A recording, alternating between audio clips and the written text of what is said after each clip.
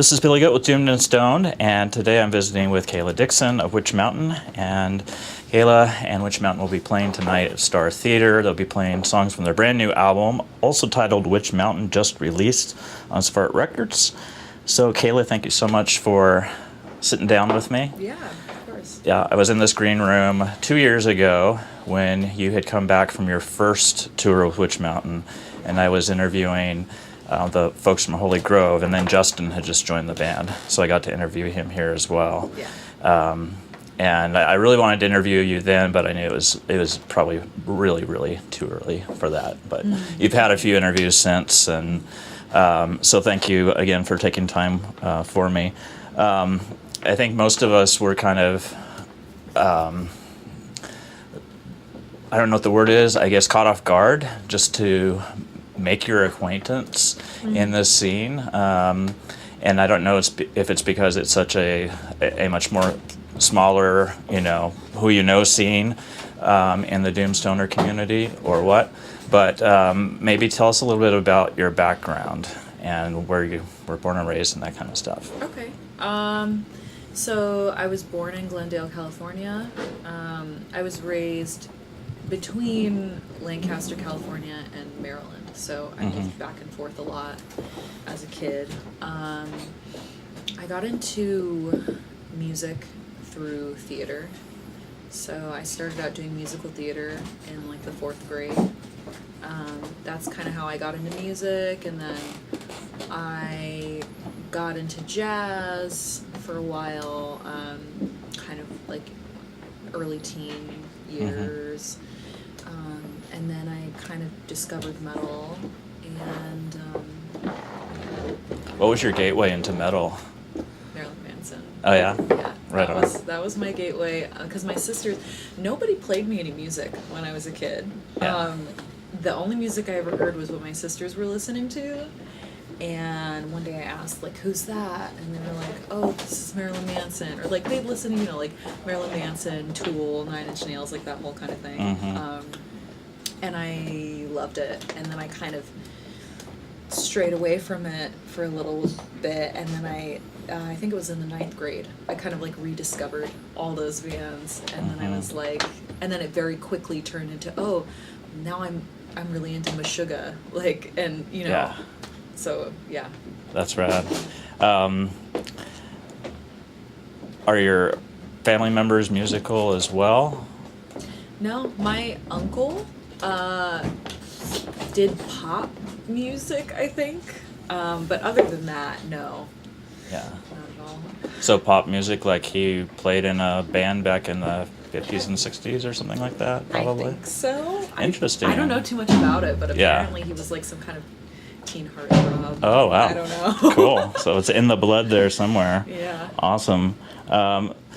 If you had to kind of put it in more specific terms, what would you say about metal really calls you? Because in the off season, when Witch Mountain's not playing, you've gotten involved in several other projects. Just in the past couple of years, it's been at least 3, if my count is correct, and probably more than that you've been dabbling in. Yeah.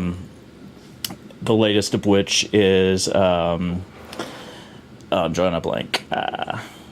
It's. Do you want me to say it? Yeah. It's Dress the Dead. Dress the Dead. That was Yeah. it. Sorry about that. It's okay. Yeah, and I think you guys have released 2 singles. Yeah, 2 singles. And at least 1 music video. Yeah, a lyric video. Lyric video. Okay, yeah. So I checked that out, and then I was kind of researching your history and some of the things that you've done just in the last couple of years, and it just feels like that's a steady draw for you. So what is it about metal that really calls you?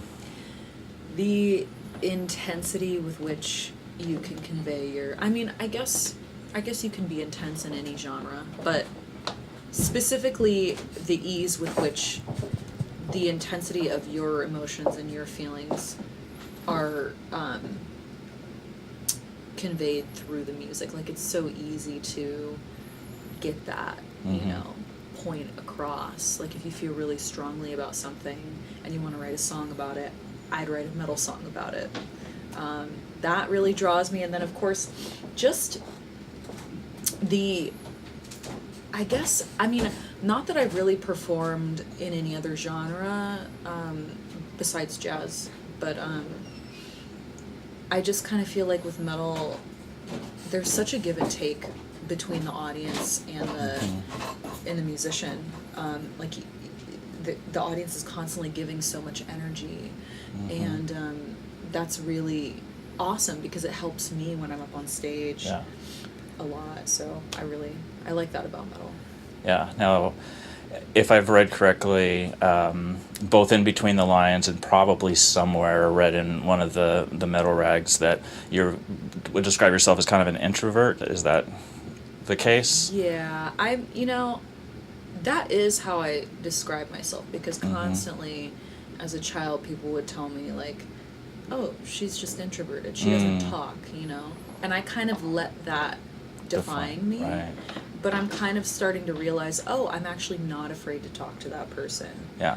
I'm actually, I guess I'm growing into, my own definitions for myself. So, I mean, yeah, I have introverted tendencies, but I don't think it doesn't come from a place of fear anymore, which is awesome.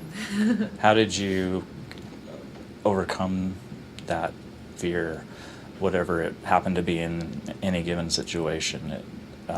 It's something that keeps a lot of people back from really discovering their talents and even more practically speaking, just discovering relationships with people. Yeah.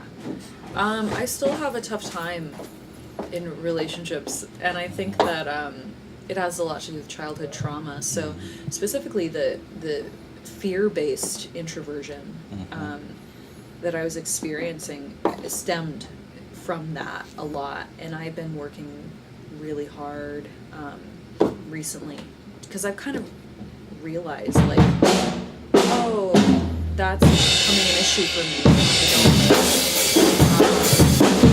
And just I've been working on it a lot, and I kind of just realized, oh, that's where that comes from. And I don't want to identify with that childhood trauma. That doesn't have to be who I am. That doesn't have to be my story. So, yeah.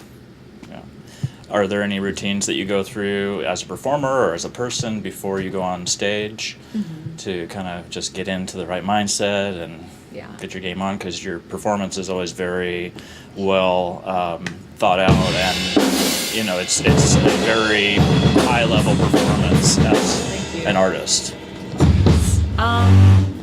I warm up my voice, obviously. I like to just sit and feel whatever I'm feeling. I like to find out what I'm feeling, because sometimes we're walking around and we don't even know what we're really feeling. We're like blocked off. And that's just the nature of this society that we live in, that's how we operate, that's how we get through the day. And so I fall victim to that too a lot. So sometimes I have to just sit down with myself and say, okay, what am I feeling? What do I need to express? What do I need to get out tonight? And I usually sit for like 5 minutes and meditate. Did you say meditation? Yeah. That's what I've been thinking a lot more about lately, and I haven't really found an entry point for me. What was your entry point into just sort of a practical meditation? Again, feeling the childhood trauma stuff. I did a lot of research because these days it's like, unless you can afford a really good therapist, you're kind of screwed. So I had to do a lot of research on my own into spirituality and stuff like that. I've been reading all these books and kind of just, learning that, it doesn't take, in some cases, it doesn't take thousands of dollars, thrown at a therapist to fix your problems for you. You can actually go in and sit with yourself and fix your problems. Not that they're problems that need to be fixed. And if you approach them that way, I also learned if you approach it as a problem that needs to